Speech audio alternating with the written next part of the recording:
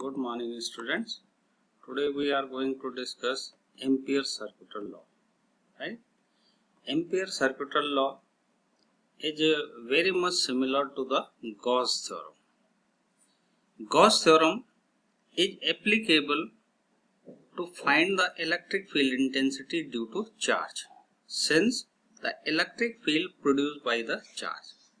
Similarly, Ampere's circuital law is basically used to find the magnetic field intensity due to current.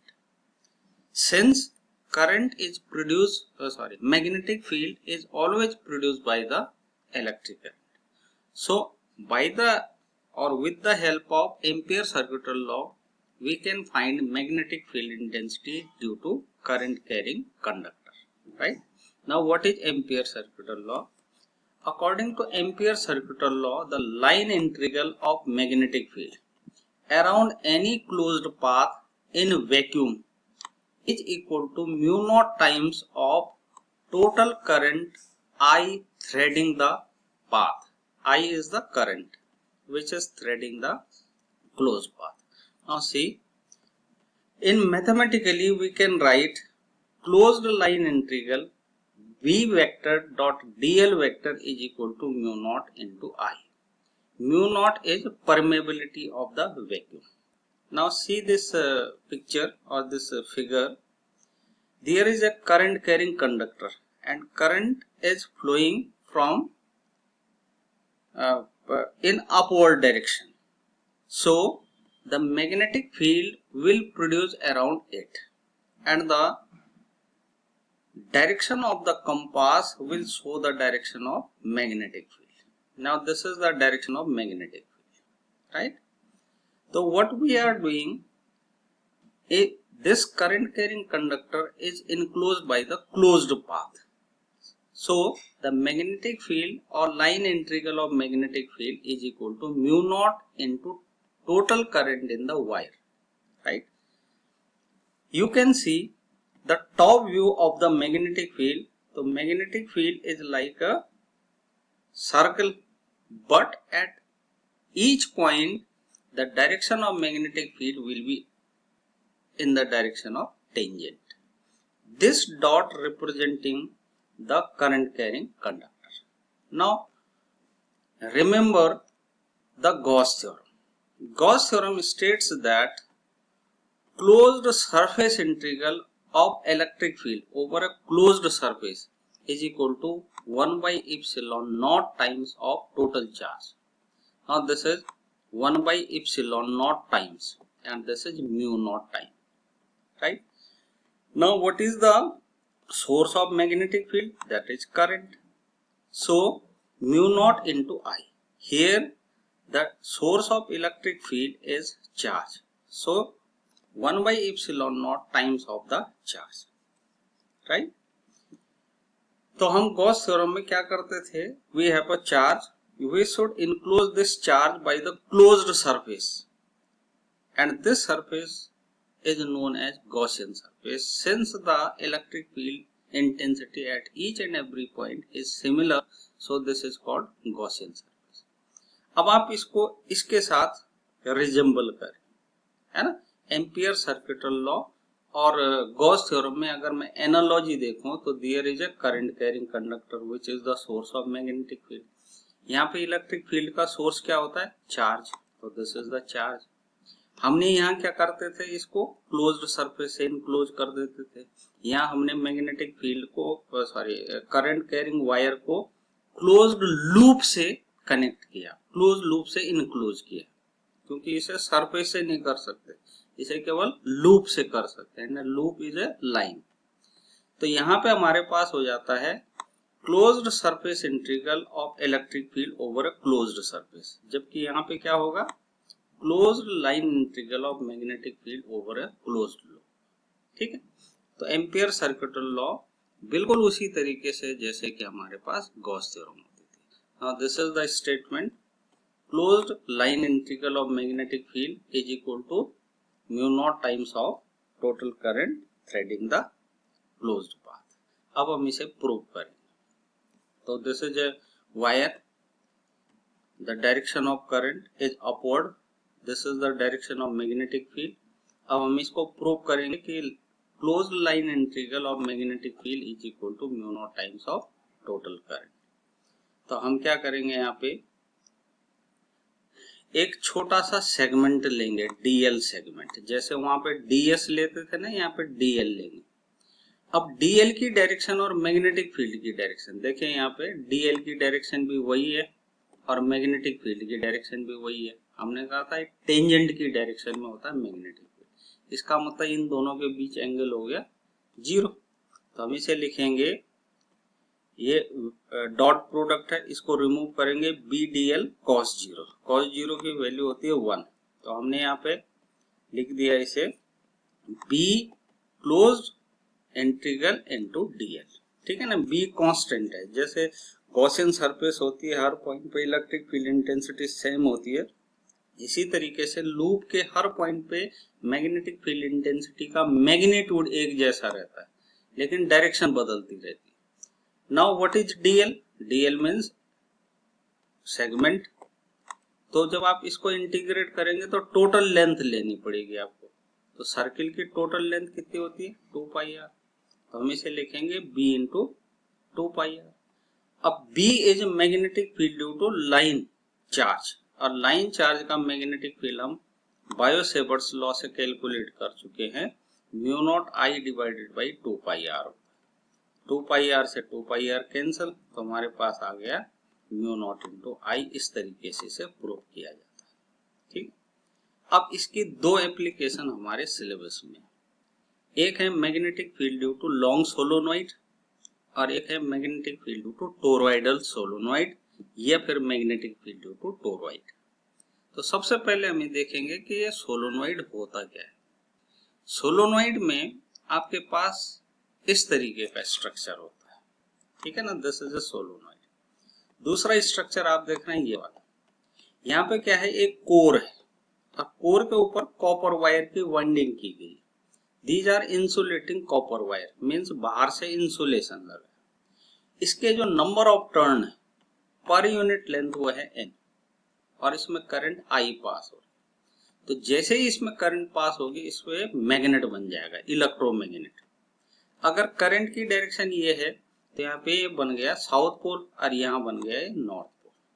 तो magnetic lines जो होती है magnet के अंदर, वो चलती है साउथ से नॉर्थ, और मैग्नेट के बाहर चलती है नॉर्थ से साउथ की तरफ। तो यहाँ पे मैग्नेटिक लाइंस प्रोड्यूस हो जाती है, इसे कहा जाता है सोलोनॉइड, ठीक है ना। तो सोलोनॉइड का हमें मैग्नेटिक फील्ड फाइंड आउट करना, ठीक। अब हम एक सोलोनॉइड ले रहे हैं, ये इसकी कोर है सोलोनॉइड, इसके ऊपर ये सोलोनॉइड की टर्न्स है। अब कोर जो है कितनी भी लंबी क्यों ना हो, हमारे पास जो लेंथ ऑफ द सोलोनॉइड होती है वो होती है फर्स्ट टर्न से लास्ट टर्न के बीच की distance. This is the length of the solenoid.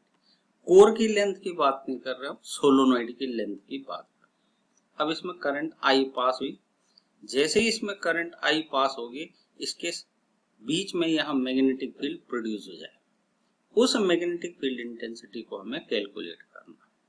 अब हमारे पास एम्पियर सर्किटल लॉ है, close line integral B dot DL is equal to mu naught into आई।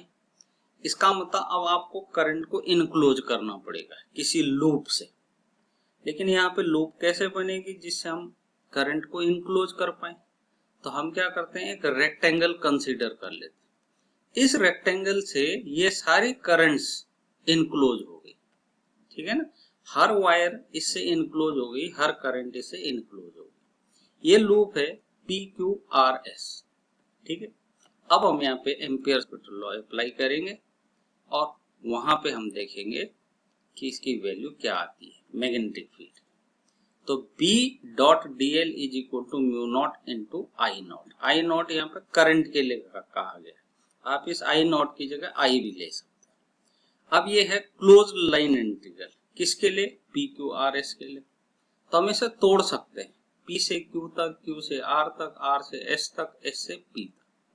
तो इस लाइन इंटीग्रल को हम 4 पार्ट में तोड़ रहे हैं, P to Q, Q to R, R to S, S to P, ठीक है। अब पहले चलते हैं PQ पे। PQ का अगर मैं एक छोटा सा सेगमेंट कंसीडर करूं तो यहाँ पे मैग्नेटिक फील्ड की डायरेक्शन और DL की डायरेक्शन एक ही हो जाती है। इसका मतलब पहले वाले में इन दोनों के बीच का एंगल है 0। सेकंड पार्ट पे चले QR पे तो DL की डायरेक्शन ये होगी, लेकिन मैग्नेटिक फील्ड की डायरेक्शन क्या होगी, ये वाली।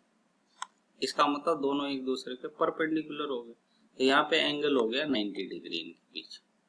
तीसरा पोर्शन फिलहाल हम छोड़ देते हैं R to S, क्योंकि इसकी जो प्रैक्टिकल वैल्यू होती है वो 0 होती है। चौथे पार्ट पे S to P पे मैग्नेटिक फील्ड की डायरेक्शन ये है, जबकि DL की डायरेक्शन डाउनवर्ड है। इसका मतलब फिर से दोनों के बीच का एंगल कितना हो गया, 0, तो यहाँ आएगा 0।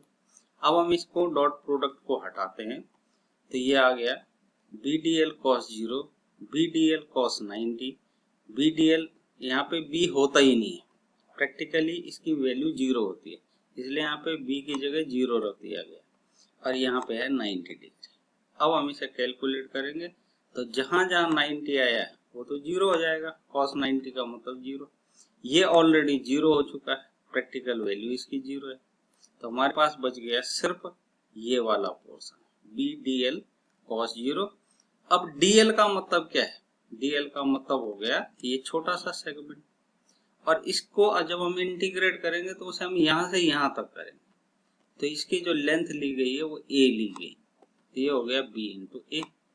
ठीक है, अब आपके पास ये इक्वल टू क्या है, total current into mu naught, तो हम लिखेंगे इसे म्यू नॉट I नॉट की जगह mu naught N A L। क्यों लेंगे, क्योंकि इस लूप के अंदर जो नंबर ऑफ टर्न्स है वो कितनी हो गई, N into A। N is number of turn per unit length, तो इसके अंदर टोटल टर्न हो गई, जैसे आप यहाँ पे 3 देख रहे हैं, 3 टर्न्स आर देयर, तो हम इसको कैलकुलेट कैसे करेंगे, N इंटू L। ठीक है, अब यह इसकी जो लेंथ है वो है A, तो हमने यहाँ पे लिख दिया A, तो हमारे पास टोटल करंट आ गई mu naught N A L। ये हम इक्वेट करेंगे इसके इक्वल, ये दोनों इक्वल हो गए। इक्वल होने के बाद जो B की वैल्यू आई वो I mu naught N I। N is number of turn per unit length, I means current. ठीक है, अब अगर आप टोरॉइड की बात करें तो टोरॉइड एक, अगर सोलोनॉइड को हम सर्कुलर रिंग बना दें, लॉन्ग सोलोनॉइड, और उस पे कॉपर की वाइंडिंग कर दें, इसे कहा जाता है टोरॉइड। आप देख रहे हैं ये कोर जो है वो सर्कुलर हो गई और ये इसके टर्न हो गए। ठीक है, तो सोलोनॉइड की पिक्चर्स आप देख सकते हैं, यहाँ पे फिगर्स देख सकते हैं। इसका मैग्नेटिक फील्ड निकाल। अब अगर मैं टोरॉइड की बात करूं तो टोरॉइड में करंट I फ्लो हो रही है, यहाँ पे आपने एक छोटा सा सेगमेंट लिया है, मैग्नेटिक फील्ड की डायरेक्शन भी वही है। फिर हम क्या करेंगे, यहाँ पे इनसाइड और outside of toroid magnetic field 0 होता है, हमें कहाँ निकालने, कोर पे, सिर्फ अंदर एक्सेस पे, कोर पे, तो B और DL के बीच का एंगल हो गया 0, तो हम इसे लिख सकते हैं mu naught I naught is equal to close line integral B dot DL। दोनों के बीच का एंगल कितना है, 0, तो हम यहाँ पे रखेंगे इसकी वैल्यू, ये आ गया B into close line integral. अब इसकी जो टोटल लेंथ है वो कितनी हो गई, 2 पाई आर, तो हमने क्लोज लाइन इंटीग्रल की वैल्यू रखेंगे 2 पाई आर, यानी इसकी वैल्यू आ गई B इंटू 2 पाई आर, और ये किसके इक्वल है, म्यू नॉट I नॉट।